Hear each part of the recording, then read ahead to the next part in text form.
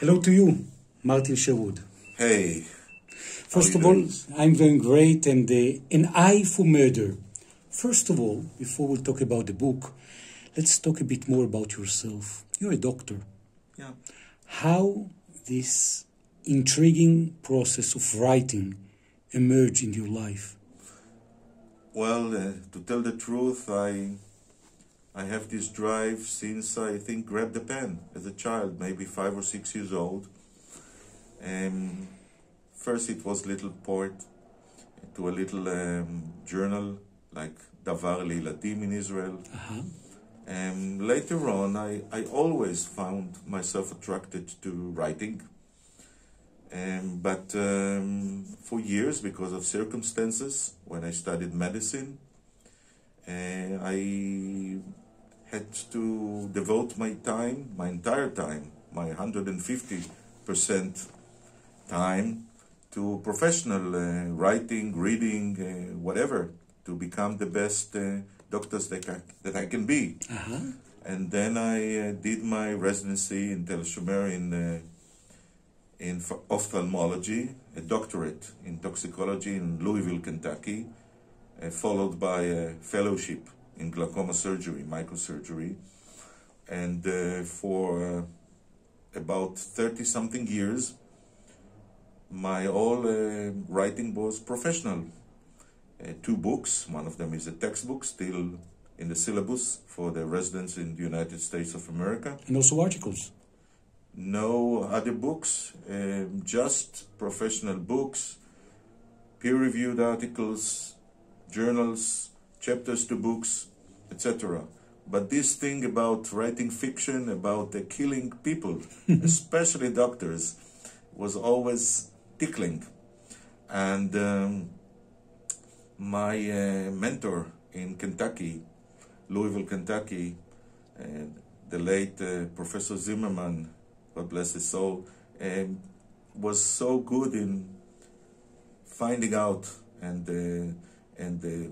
digging my soul out and seeing how much I loved playing the accordion. I used to do it in our Italian evenings in Kentucky for the fundraising for the Philharmonic Orchestra there. And then he said, you are a writer, right? I said, yes, I was a young journalist and I had a radio program in Israel in my youth. So he said, why are you going back, aren't you going back to writing? So I found a surprise when he nominated me to be the chief of the eye department. And together with that, he registered me to screenplay writing course. Screenplays? Burbank, yes, Burbank, California. Why? In one of those evenings with my accordion, I sort of slipped my tongue that I'm not comfortable in writing prose fiction as I am in professional writing. Professional writing is easy.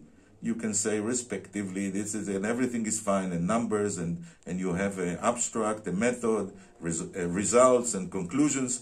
In fiction, I can find myself a whole day tormented. Is it thought, reflected? What's the best word for something? And I would never know because English is not my native tongue. So I said, screenplay writing is easy. It's only dialogues. Morning, room, John, good morning. Marjorie, good morning, John. What do you do? So it all developed into writing screenplays, like what you call first treatments, and then a full script. And after a while, it dawned on me that it's so easy. I have the skeleton. I just have to put sort of flesh and skin, and it becomes a book. So just to put a few muscles here and there. Not a few. Sometimes I had to put even some fat. But it became clearer to me that I am doing it in the opposite direction. Usually, writers write a book. And that's the whole thing, and this is it's their creation, and then they sell it, and hope that a scout from Hollywood or something will get it and convert it, adapt it into a screenplay, and it will go to Netflix, television, whatever. With me, it's the other way around. The first creation is a screenplay, and then it becomes a book. And this is why Amnon Jacont, who is like the John Grisham of Israel, always claimed that I'm writing what he says, a story in pictures. So it's very easy to convert my books back to screenplays, because that's where it all started from. You know, there are many unique doctors that became very, very successful authors in the literary history. Would you mention some? Of course. Let's go to an eye doctor, Arthur Conan Doyle. Arthur Conan Doyle was a Scotsman. He was born in Edinburgh, studied medicine, hated every minute, and it reflected because his clinic was empty, zero patients. Not like yours, that you're Not fully like mine, booked. I'm flooded, thanks God. Nobody found cure to glaucoma as of yet. And Arthur, I think it's around the turn of the century, was so bored that he was a doctor on a boat on Western African coast, and then he came back and was a goalkeeper in Plymouth in a team, and then he was also working here and there in some other jobs, and started writing little chapters to a journal, what turned to be afterwards a study in Crimson. Wow. Which is the first Sherlock Holmes book. Sherlock Holmes was actually a creation inspired by, if I'm not mistaken, his teacher, John Bell. Bell was a professor, very unusual surgeon, and this comes to what doctors are. He could stand in the street, watch a person, and know what is going to do, where is he coming from, like guesswork, what his profession is, things like that, just from watching. So you say that there is an inner connection between the doctor that you are and also the author that you are, the ability to visualize and to deeply understand mankind, people, behaviors. I'm not pretending to be Conan Doyle, and I don't hitch my wagon to the star, but I think that doctors, because of being in the front line with suffering, with terminal diseases, with the end of people, lots of pain. Lot of pain. Maybe this is a theory that many people think that it's true. It's true about Robin Cook. It's true about Somerset Maugham. It's true about Anton Chekhov, who was really running in the villages in Russia and suffering is from beginning of end of all his life, what he was witnessing. And probably because doctors can watch the human psyche and the suffering, even the exposure makes them, some of them, I'm not sure about all of them, sensitive. And coming back to writing, I see it, in my case, as a self-therapy.